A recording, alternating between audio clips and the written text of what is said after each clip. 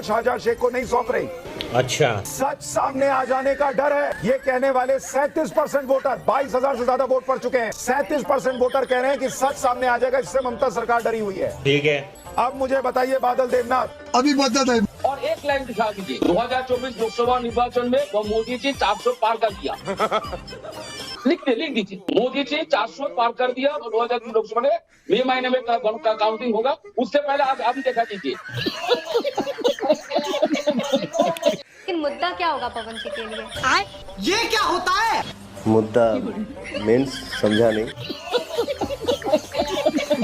अगर मैं सरकार में आऊंगा, मेरे पास पावर आएगा तो ये चीजें तो मैं करूंगा। पवन जी क्या करना चाहते हैं? बिल्कुल, देखिए कोई भी चाहता है कि हम जहाँ से हैं वहाँ का विकास हो। बात तो सही है। और बहुत ज्यादा हमको जानकारी नहीं है। अब जिसे सिंगिंग में पूछना है तो आप मेरे से पूछिए। कोई बात नहीं, हमारे यहाँ ऐसा ही होता है। चुनावी बॉन्ड वाले चंदे से पर्दा हटाने का आदेश दे दिया, कह दिया है कि 6 मार्च तक बताना होगा कि आखिर ये 16,518 करोड़ रुपए का अब तक गुप्त रहा चुनावी बॉन्ड का चंदा किसने दिया है। लेकिन एक सेकंड, तो 6 मार्च को भारतीय स्टेट बैंक इलेक्टोरल बॉन्ड के बारे में जानकारी नहीं देगा। उसे 4 महीने का समय चाहिए ताकि लोकसभा का पूरा चुनाव निकल जाए। ये गड़बड़ है बाबा। 17 दिन लग गए स्टेट बैंक को यह पता करने में कि वह 21 दिनों में इलेक्टोरल बॉन्ड का डेटा नहीं दे सकता। I don't know. स्कूलों की थोड़ी बात कर लेते हैं। स्कूलों की जो व्यवस्था दिल्ली में लागू की गई, जब हम पूरे देश के स्कूलों में देखते हैं तो अभी एक रिपोर्ट आई थी जिसमें गुजरात को थोड़ा सा बेहतर बताया गया था स्कूलों के मामले में। ऐसा क्यों? अभी बदत है भाई, अभी बदत है। वो रिपोर्ट मैंने तो नहीं देखी। ऐसी कौन सी रिपोर्ट है जो गुजरात के, मैं भी गया था स्कूलों में। ये अपनी रिपोर्ट बना लेते हैं, बिकॉज इन्हीं की अपनी सरकार है। सेंट्रल गवर्नमेंट की रिपोर्ट होगी। सेंट्रल गवर्नमेंट, हाँ सेंट्रल गवर्नमेंट की रिपोर्ट। ये नरेंद्र मोदी आजकल परिवारवाद पर हमला कर रहा है। अरे भाई तुम बताओ ना कि तुमको क्यों परिवार में कोई संतान नहीं तुमको हुआ, बताओ। तुम्हारे पास परिवार नहीं है। जहां इंडिया अलायंस के एक चारा चोर ने ये कहा कि मोदी का कोई परिवार नहीं, आज बड़ी विनम्रता से उस चारा चोर तक अगर नागपुर से आवाज जाए महाराष्ट्र की, तो कहना चाहती हूँ हम हैं मोदी का परिवार। ये नौजवान है मोदी का परिवार, बोलो उससे कौन है मोदी का परिवार? अभी बदत है भाई, अभी बदत है। अगर मेरी आवाज जा रही है तो सुनो। बीजेपी की ट्रिपल एक्सल कमर्शियल सिलेंडर, दूसरे का पति चुराने वाली, गोवा में बीफ चिली बेचने वाली की माँ। भाई यहाँ पे क्या हो रहा है? कुकुर जैसा भौंकना बंद करिए। आपका असली चेहरा पूरी देश की जनता देख चुकी है, फेंकूबाजी और जुमलेबाजों की। और ऐसे पति चुराने वालों के चेहरे पे बिहार की जनता कालिक पोतने के लिए तैयार बैठी हुई। इसलिए अपने अकड़ को औकात में रख करके बात कीजिए और मर्यादा में रख करके आप हमारे राष्ट्रीय अध्यक्ष के बारे में बात बोलिए, वरना बिहार की जनता 2024 में आपके चेहरे पे भी और आपके आका के चेहरे पे भी कालिक पोतेगी। इकोनॉमी कोविड के आने के पहले से ही डाउनफॉल पर थी, इस पर क्या कहेंगे? महंगाई बढ़ रही थी और इकोनॉमी घट रही थी। कोई ऐसा तो है नहीं कि भाजपा की गवर्नमेंट के आते ही इकोनॉमी घटनी शुरू हो गई। सर ऐसे ही हुआ। जैसे कि आप देख सकते हो भारी मात्रा में भीड़ इकट्ठा हुई है यहाँ।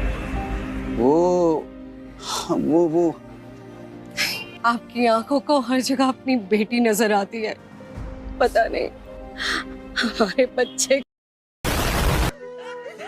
अटल बिहारी वाजपेयी साहब ने 98 से 2000 तक ऐसे गए। 2014 से 2020 के बीच नोटबंदी की वजह से, जीएसटी जैसे लागू सब की वजह से जीडीपी नीचे गई। तो इस पे क्या समझ? देखिए अब तो कोरोना महामारी आ गई। अरे कोरोना के पहले जीडीपी नीचे जा रही थी, तो जल्दी सुधार करने का प्रयास करें। कोरोना आ गया।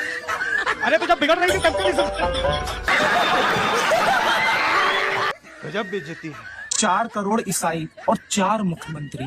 अच्छा, 2 करोड़ सिख और 1 मुख्यमंत्री। ठीक है। और मुसलमानों तुम 40 करोड़ हो और 1 भी मुख्यमंत्री नहीं। बात तो सही है। और तुमने आजादी से लेकर के अब तक नाम निहाद सेकुलर पार्टियों को वोट दिया, उसके बदले में आपको मिला क्या? सोचना इस वक्त। 80% होते हुए हम अपने राम के राज्य में राम की यात्रा नहीं निकाल पाए। 80% होते हुए राम की जन्मभूमि के लिए कई साल अदालतों पर माथा रगड़ना पड़ा।